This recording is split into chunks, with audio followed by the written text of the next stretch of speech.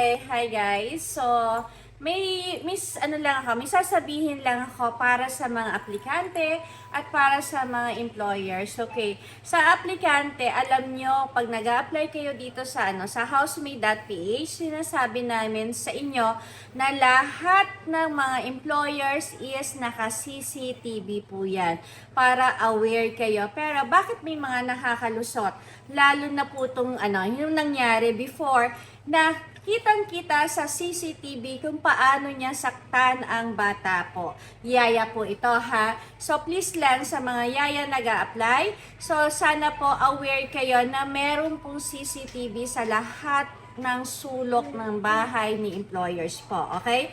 So kahit po sa kwarto ng bata, especially sa kwarto ng bata. Ayun, so may problema po kayo sa family nyo, please lang, huwag niyong ibunton ang galit nyo sa bata po. Wala po